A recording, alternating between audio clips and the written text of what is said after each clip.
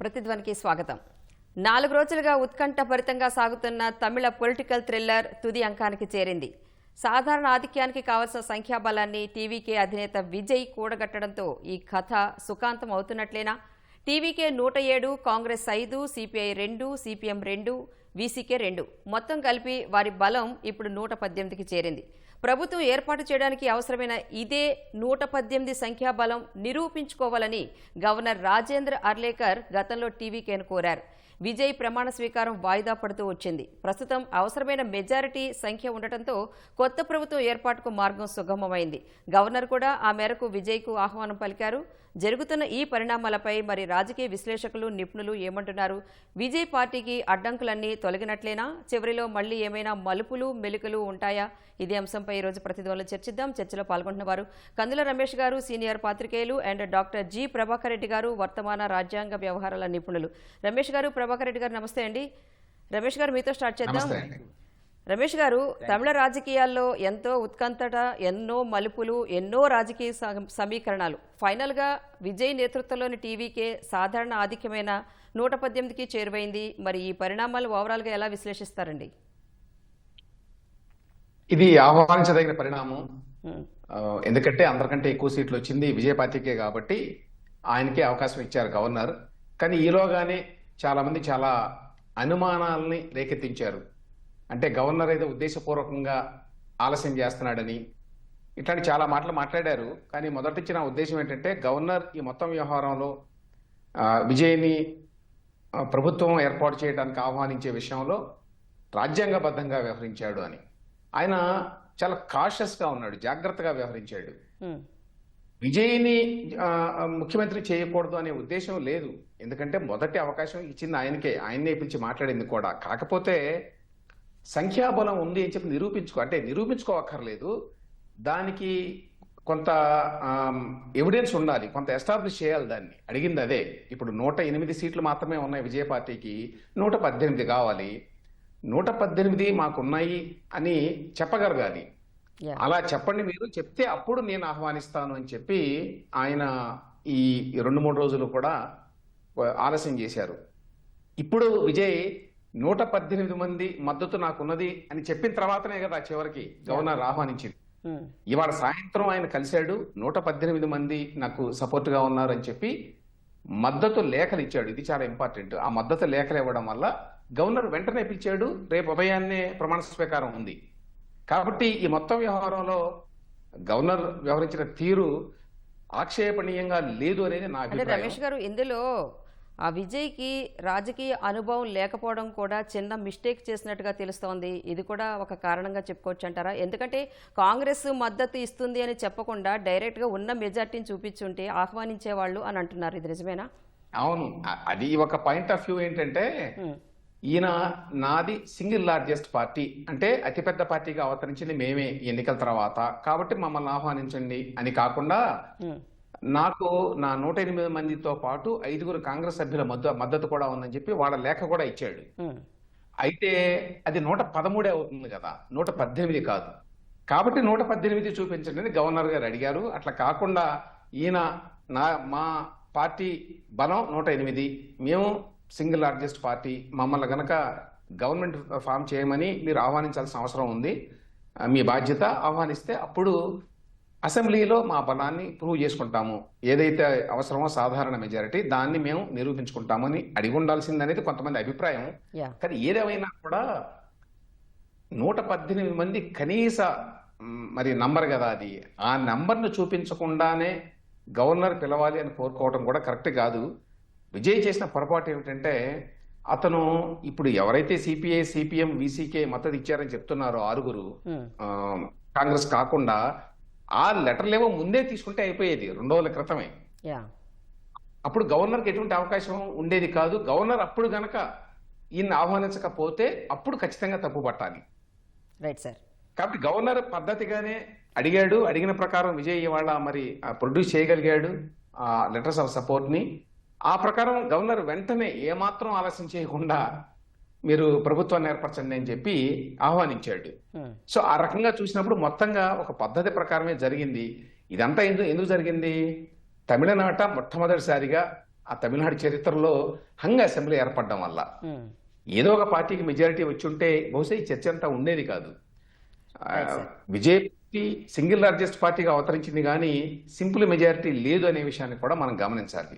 Okay sir. Prabhakar Reddy గారు, governor Rajender Arlekar గతంలో కోరినట్లు విజయ్ టీవీకే పార్టీ 118 సంఖ్యాబలానికి చేరువైంది. మిత్రపక్ష పార్టీలు కూడా ఆ విషయాన్ని ధృవీకరించాయి. మరి ఇంకా కథ సుఖాంతం అయినట్లేనంటారా? యాక్చువల్గా ప్రాబ్లం ఏంటంటే భారత రాజ్యాంగంలో 163 అధికరణలో ఒక చిన్న అంశం ఉంటుంది. అంటే అందులో ఏముంటుందంటే గవర్నర్కు ఒక తిరుగులేని విచక్షణ అధికారం ఉంటుంది. యాక్చువల్గా ఆ అధికారం ఒక సమస్య అయితే అంశం అయితే, రెండవది 164 అధికరణలో only chief minister shall be appointed by the governor on the recommendation of the CM, other ministers also shall be appointed by the governor అనేది ఉన్నది. కానీ ఎవరిని ముఖ్యమంత్రిగా నియమించాలనేటటువంటి మార్గదర్శక సూత్రాలు రాజ్యాంగంలో లేవు. అందువల్ల గవర్నర్ పొజిషన్లో ఉన్నటువంటి వాళ్ళు మరి దీన్ని అనేక సందర్భాలలో విభిన్న రీతుల్లో అనుసరించినటువంటి మాట వాస్తవం. అంటే దాదాపుగా ఇదే తమిళనాడులో భారత రాజ్యాంగం అమల్లోకి వచ్చిన తర్వాత ఫస్ట్ జరిగింది కూడా తమిళనాడు విషయంలోనే. 1952లో జరిగినటువంటి మద్రాస్ శాసనసభ ఎన్నికల్లో కూడా 375 స్థానాలుంటే ఎవరికి సంపూర్ణ మెజార్టీ రానప్పుడు మరి రాజగోపాలాచారిని ఆహ్వానించి ప్రభుత్వాన్ని ఏర్పాటు చేసిన సందర్భాలు మనం చూసినాం కూడా. అలాగే గవర్నరు ఈ నిర్ణయం తీసుకునేటప్పుడు ఖచ్చితంగా ఇది ఫాలో కావాలని ఏమి లేదు. మరి అలా అనుకుంటే మనకు కర్ణాటకలో గతంలో సింగిల్ లార్జెస్ట్ పార్టీగా అవతరించినటువంటి యడ్యూరప్పని డైరెక్ట్ గానే ముఖ్యమంత్రిగా నియమించిన సందర్భం చూశాం కూడా. అలాంటివి ఒకవేళ దాన్ని అలాగే కొనసాగిస్తున్నాం అనుకుంటే మరి గోవాలో సింగిల్ లార్జెస్ట్ పార్టీగా వచ్చినటువంటి కాంగ్రెస్ పార్టీ నాయకుడిని ముఖ్యమంత్రిగా నియమించలేదు, మణిపూర్లో కూడా నియమించలేదు. అంటే ఇది గవర్నర్ యొక్క విచక్షణ అధికార పరిధికి సంబంధించినటువంటి అంశం. వాస్తవంగా గవర్నర్ కొంత జాగ్రత్తతోని, ఎందుకంటే రియల్ గా చెప్పాలంటే ఈ డిఎంకే పొత్తుతో ఉన్నటువంటి పార్టీలు ఏవైతే ఉన్నాయో, ఇప్పుడు మద్దతు ఇచ్చినటువంటి కాంగ్రెస్ కావచ్చు, సిపిఎం కావచ్చు, సిపిఐ కావచ్చు, బీసీకే కావచ్చు, వీళ్ళందరూ కూడా డిఎంకే పొత్తులో ఉన్నటువంటి వాళ్ళు. వీళ్ళు ఖచ్చితంగా విజయ్కి మద్దతు తెలుపుతారా తెలపరా అనేటటువంటి అంశంలో కూడా అనేక రకాలైనటువంటి అపోహలు అనుమానాలు ఉన్నటువంటి నేపథ్యంలో గవర్నర్ ఇలాంటి నిర్ణయం తీసుకున్నారని చెప్పి భావించవచ్చు. అయితే ఈ రోజు కథ సుఖాంతమైనట్లేనా అంటే యాక్చువల్ గా చాలా సందర్భాలలో పార్టీలు తరచుగా మారటం కానీ, పార్టీలు చీలిపోవటం కానీ ఇలాంటివి జరుగుతుండేటటువంటి అంశమే. అది కథ సుఖాంతం అంటే ప్రస్తుతం ప్రభుత్వం ఏర్పాటుకు సంబంధించినంత కథ సుఖాంతమే అయినట్లే. కానీ మరి గతంలో ఎన్టీ రామారావు ప్రభుత్వం బ్రహ్మాండమైన మెజార్టీతోని ఆంధ్రప్రదేశ్ లో 83లో ప్రభుత్వాన్ని ఏర్పాటు చేస్తే తర్వాత జరిగినటువంటి అంశం ఏంటిది? నాదెండ్ల భాస్కరరావు ఉదంతం కానీ, గవర్నరు 152 మంది సభ్యుల మద్దతున్నటువంటి ఎన్టీ రామారావు ప్రభుత్వాన్ని రద్దు చేసి కేవలం 138 మంది సభ్యుల మద్దతున్నటువంటి నాదెండ్ల భాస్కరరావుని ముఖ్యమంత్రిగా ఏర్పాటు చేసిన సందర్భాలు కూడా ఉన్నాయి, మనం చూస్తున్నాం కూడా. అందుకోసమే ప్రభుత్వం యొక్క సుస్థిరత అనేది రాజకీయ సుస్థిరత మీదనే ఆధారపడి ఉంటది. అంటే తనకు మద్దతు తెలిపే పార్టీల యొక్క మద్దతుని తాను కలిగి ఉన్నంత కాలం ప్రభుత్వానికి ఎలాంటి ఇబ్బందులు ఉండవు. కాకుంటే అది ఎంతవరకు కొనసాగిస్తారనేటటువంటిది ఆ పార్టీ అనుసరించే విధానాలు, ప్రభుత్వ విధానాలు, వాళ్ళతో కలిసిమెలిసి ఉండేటటువంటి అంశంపైనే ఆధారపడి ఉంటుంది. రమేష్ గారు, ఇప్పుడు కాంగ్రెస్, వామపక్షాలు, వీసీకే వంటి పార్టీలు మద్దతిచ్చే విజయ్కి, మరి విజయ్కి మద్దతు లభించడం తమిళనాడులో నిజంగా ఒక కొత్త రాజకీయ సమీకరణాలకి సంకేతంగా భావించొచ్చంటారా?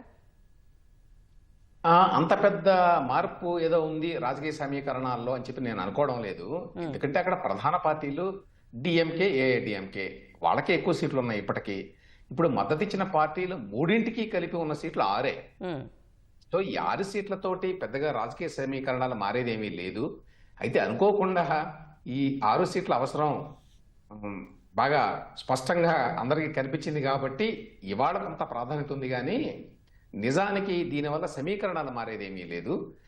ఇంకోటి గమనించాల్సింది ఏంటంటే ఇప్పుడు వీళ్ళ మద్దతుతోటి మొత్తం 118 సాధారణ మెజారిటీ చేరుకున్నారు, బాగానే ఉంది. కానీ అవతల డిఎంకే, ఏఐడిఎంకే, పిఎంకే ఇంకోటి ఉన్నది పార్టీ, వాళ్ళకు కూడా 5 సీట్లేమో వచ్చినాయి. సో వీళ్ళందరికీ కలిపి ఒకటో రెండో సీట్లు తక్కువ ఉన్నాయి అంతే కదా. అపోజిషన్ పార్టీస్కి ఇప్పుడు ప్రస్తుతం ఒకటో రెండో తక్కువ ఉన్నాయి, అంటే పెద్దగా తేడా లేదు ప్రభుత్వాన్ని ఏర్పరిచేటువంటి ఈ కూటమికి అలాగే బయట ఉన్నటువంటి పార్టీలకి మధ్య. కాబట్టి ఎప్పుడైనా ఏదైనా జరగవచ్చు. కాకపోతే డిఎంకే ఆల్రెడీ ఒక ప్రకటన ఏం చేసిందంటే ఒక 6 నెలల వరకు మేము ప్రభుత్వాన్ని డిస్టర్బ్ చేయము అన్నారు. ఎందుకన్నారు ఆ మాట? ఎందుకంటే ప్రజలు డిఎంకేని తిరస్కరించారు ఎన్నికల్లో, అది స్పష్టంగా కనిపిస్తోంది. ఆ నేపథ్యంలో అధికారం చేపట్టిన వెంటనే విజయను గనక వాళ్ళు డిస్టర్బ్ చేస్తే దానివల్ల రాజకీయంగా వాళ్ళకే నష్టం అనే విషయం తెలుసు. అందుకని 6 నెలల వరకు అయితే మేమేమి వేలు పెట్టడం ఎక్కడ అన్నట్టుగా స్టాలిన్ గారు ఒక ప్రకటన చేశాడు.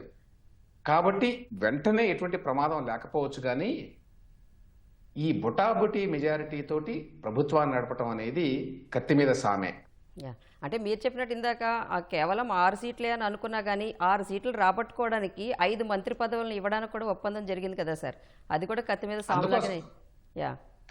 కాదు, అందుకోసమే వీళ్ళు ఇంత డిలే చేసింది. లేకపోతే బయటేమో ప్రకటనలు ఇస్తారు, మీరు విజయనే పిలవాలి, గవర్నర్ గారు పిలవడం లేదు, రాజ్యాంగ విరుద్ధంగా వ్యవహరిస్తున్నాడు అని ప్రకటనలు ఇస్తారు. మీరేమో డిఎంకే కూటమిలో ఉన్నారు, సిపిఐ, సిపిఎం, ఆ విసికే, ఆ పార్టీలన్నీ కూడా డిఎంకే కూటమిలో ఉన్నాయి కదా. డిఎంకే కూటమిలో ఉన్నప్పుడు స్పష్టంగా మేము విజయ పార్టీకి మద్దతు ఇస్తున్నామని లేఖలు ఇవ్వాలి. వెంటనే ఇచ్చుంటే 2 రోజుల క్రితమే అప్పుడు గవర్నర్ ఇట్లా జాప్యం చేయాల్సిన అవసరం ఉండేది కాదు. అప్పుడు ఈ విమర్శలు, ఈ గందరగోళం, ఈ ఉత్కంఠ ఇవేమీ ఉండేవి కాదు. వాళ్ళు ఇవ్వలేదు అంటే ఈ మంత్రి పదవుల కోసం బేరాలాడుకోవడం కోసం అని చెప్పి అనుకోవాలి. వాళ్ళు సాధించారు కూడా అనుకున్నది, లాస్ట్ మినిట్ వరకు వెయిట్ చేసి.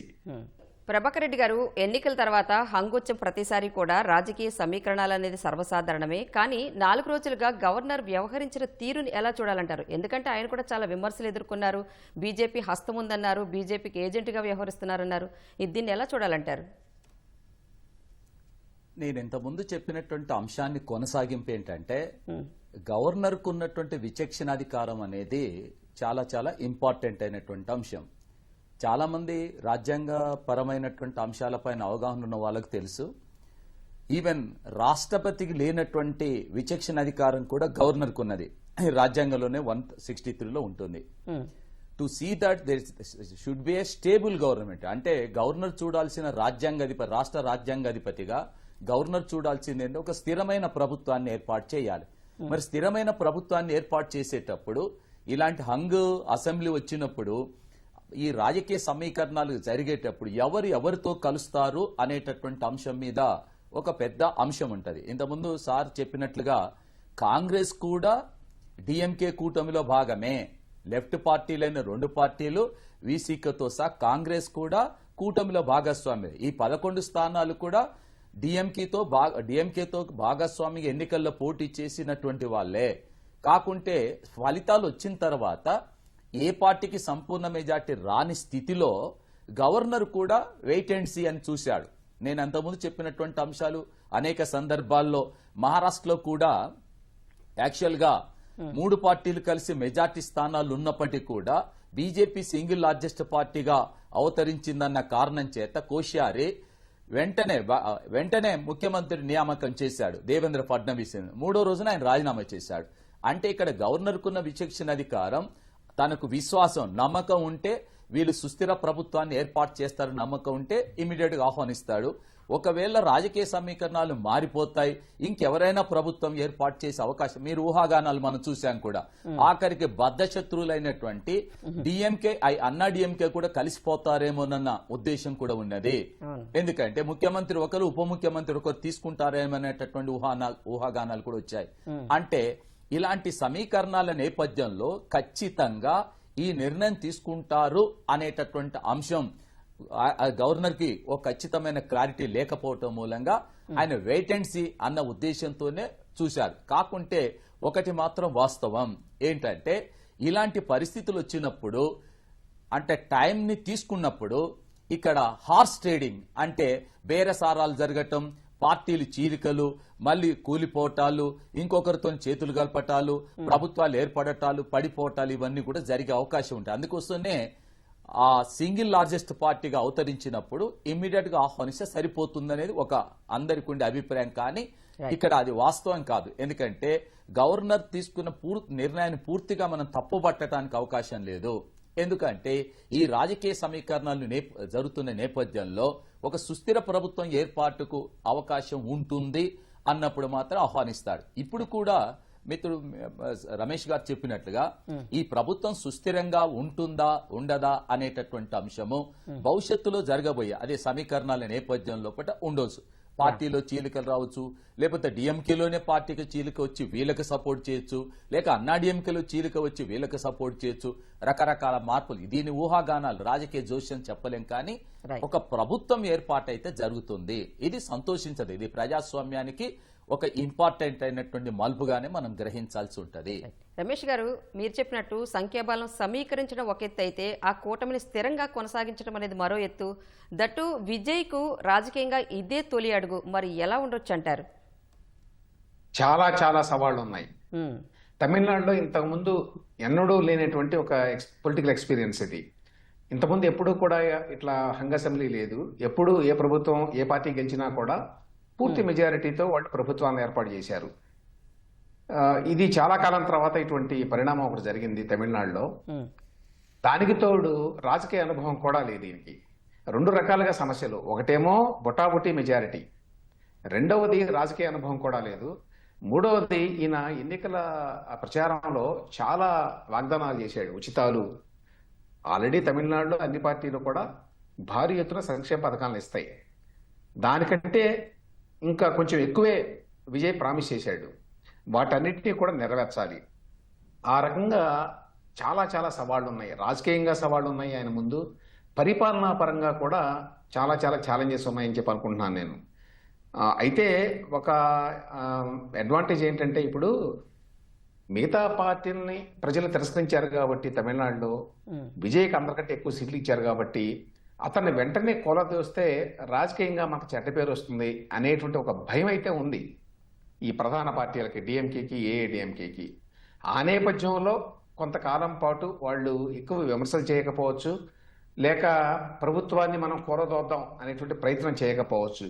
కానీ ఒక 6 నెలల తర్వాత రాజకీయంగా పరిస్థితులు ఎట్లా ఉంటాయి అనేది చెప్పలేము.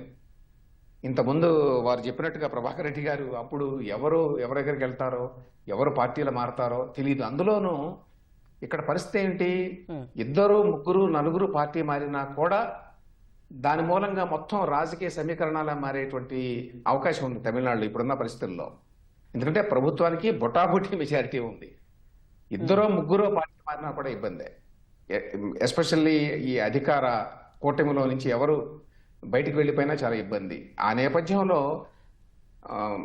తమిళనాడులో మనం గతంలో ఎన్నడూ చూడనటువంటి రాజకీయాన్ని బహుశా భవిష్యత్తులో చూస్తారని చెప్పి అనుకుంటున్నాను నేను. ఓకే, ప్రభాకర్ రెడ్డి గారు, ఇప్పుడు రమేష్ గారు చెప్పినట్టు బొటాబొటీ మెజార్టీతో నెట్టుకురావడం అనేది చాలా కష్టం. ఇప్పుడు విజయ్ ముందున్న సవాళ్ళు ఏంటి? విజయ్ ఎలా వ్యవహరించాలంటారు? యాక్చువల్గా రాజకీయ పరిణితి అనేటంటే అంటే మీరు విజయ్ ఎన్నికల ప్రచార సరళిని చూసినా కూడా ఒక పద్ధతి ప్రకారం వెళ్ళాడు. ఒక మెచ్యూర్డ్ పాలిటీషియన్ వ్యవహరించిన తీరుతోనే వెళ్ళాడు. పైగా కొంతమంది గతంలో అన్నా డిఎంకేలో కానీ డిఎంకేలో కానీ కీలక పాత్ర పోషించినటువంటి ఒకరిద్దరు లీడర్స్ డైరెక్ట్ గా ఇవాళ అంటే విజయ్కి మద్దతుగా వెనకాల నిల్చున్నమాట వాస్తవం. అయితే జనరల్ గా అధికారంలోకి వచ్చిన తర్వాత ఆ అధికారాన్ని నిలబెట్టుకునేటటువంటి క్రమంలో ఎవరికైనా సరే ఆ కొత్తగా వాటికి వచ్చిన ఎక్స్పీరియన్స్ ని బట్టే అడుగులు వేయాల్సి ఉంటది. కత్తి మీద సాము లాంటిది, దాంట్లో ఎలాంటి సందేహం లేదు. ఏ మాత్రం కూడా లుకలుకలు బయలుదేరినా కూడా ప్రభుత్వాలు పడిపోవటానికి సిద్ధంగా ఉన్నాయి. అంటే ప్రజలు కూడా ఇది గమనిస్తారు కదా. విజయ్ సంపూర్ణ మెజార్టీతోనే అధికారంలోకి వస్తే ఆ ప్రభుత్వానికి ఏదైనా సమస్య వస్తే అప్పుడు మనం అనుకుంటాం. కానీ ఇప్పుడు సమస్య ఏంటిది? తమిళ ప్రజలకు కూడా తెలుసు కదా, ఈ ప్రభుత్వానికి వచ్చినటువంటి మెజార్టీ ఉన్న మెజార్టీ బోటాబోటి మెజార్టీ. ఇది ఎంతకాలం నిలుస్తుంటుందని ఇప్పుడు మనం చర్చించే అంశాలు తమిళ ప్రజల మనసుల్లో కూడా ఉంటాయి కదా అది. కాబట్టి రాజకీయ పరంగా వచ్చేటటువంటి సవాళ్ళని నిలుపుకొని నిలబడినప్పుడు మాత్రమే ప్రభుత్వం కొనసాగుతుంది. సార్ చెప్పినట్టు కదా, ఇప్పుడు ఇచ్చిన హామీలన్నింటినీ ఎంతవరకు వాటిని నిలుపుకుంటాడు అనేటటువంటిది ఒక సమస్య యాక్చువల్గా. ఎందుకంటే మనకంటే ఎక్కువ ఉచితాలు అక్కడ ఉన్నాయి కాబట్టి వాటన్నిటిని కొనసాగించటం అనేది, అంటే ప్రభుత్వ పథకాలను అమలుపరచటం ఒక ఎత్తు అయితే, రాజకీయంగా ప్రభుత్వాన్ని నిలుపుదల చేసుకోవటం, అంటే తన అధికారాన్ని నిలబెట్టుకోవటం మరొక ఎత్తు అయితే, భవిష్యత్తులో రాబోయే ఒకవేళ నిజంగా ప్రభుత్వాలు పడిపోయి మధ్యంతర ఎన్నికలు వచ్చినా కూడా నేను ఎదుర్కొంటే సిద్ధంగా ఉన్నాను అని భవిష్యత్తును కూడా నిర్ణయించుకోవాల్సినటువంటి అవసరం ఉంటది. అట్ ది సేమ్ టైం కేంద్ర ప్రభుత్వంతోని వ్యవహరించటం కూడా, ఇదంతా రాజకీయ పరిణితి అనేటటువంటిది ఇక్కడ ఇంపార్టెంట్. మరి ప్రస్తుతం వరకైతే పరిశీలించినట్లయితే తాను ఆ అడుగులు వేస్తాడని చెప్పి ఆశిద్దాం. ఓకే రమేష్ గారు, ఫైనల్ గా చెప్పండి, ఇప్పుడు విజయ్కి కొత్త, ఎమ్మెల్యేలకి కొత్త, వీళ్ళందరినీ నడిపించాలి అంటే ఆయనకి గైడెన్స్ అనేది చాలా అవసరం. ఈ విషయంలో ఆయనకి గైడెన్స్ ఇవ్వడానికి ఎలాంటి వాళ్ళని నియమించుకోవాలంటారు? ఫైనల్ గా ఆయన వ్యవహార శైలి ఎలా ఉండాలంటారు? అది కొంచెం సమస్య. ఎందుకంటే ఆయన వచ్చింది సినిమా రంగం నుంచి. వ్యక్తిగతంగా ఆయన కొన్ని ఆదర్శాలు ఉండొచ్చు, చేయాలనే తపన ఉండొచ్చు. అయినా కూడా పరిపాలన అనేది చాలా కష్టం. అందులోనూ మెజారిటీ ఉంటే బహుశా ఆయన వ్యవహార శైలి ఎట్లా ఉండేదో, ఏ రకంగా పరిపాలించేవాడో తెలియదు. ఇప్పుడు ప్రతిరోజు కూడా ప్రభుత్వాన్ని నిలబెట్టుకోవడం అనేది కూడా ఇంపార్టెంట్, ఒక్క పరిపాలన మాత్రమే కాదు. ఈ నేపథ్యంలో ఇది ఒక రకంగా పెద్ద పరీక్ష విజయ్కి. అనుకోకుండా అధికారంలోకి వచ్చాడు, కానీ అధికారాన్ని 5 ఏళ్ల పాటు నిలబెట్టుకోవాలి. అది కూడా ఎంతో కొంత తమిళ ప్రజల మనసును రంజింపజేయాలి. ఎంతవరకు చేయగలడు? ఎందుకంటే అవతల ఉన్న వాళ్ళు ఘనా పార్టీలు రాజకీయాల్లో, డిఎంకే కావచ్చు, ఏఐడిఎంకే కావచ్చు, చాలా అనుభవం ఉన్న నాయకులు వాళ్ళు. విజయ పార్టీలో ఉన్న ఒక సమస్య ఏంటంటే ఆయనకి అంత అనుభవం ఉన్న వాళ్ళు ఎక్కువ మంది లేరు ఆ పార్టీలో. కాబట్టి ఆ రకంగా ఆయన మరి మంచి సలహాదారులను పెట్టుకోకపోతే, రాజకీయంగా అనుభవం ఉన్న వాళ్ళని వెంట పెట్టుకోకపోతే సమస్యల్లో చిక్కుకునేటువంటి అవకాశం ఉంది చాలా త్వరలోనే. Thank you so much sir. Ramesh గారు, ప్రభాకర్ రెడ్డి గారు ప్రతిధ్వని చర్చలో పాల్గొన్నందుకు. ఇది నేటి ప్రతిధ్వని. నమస్తే.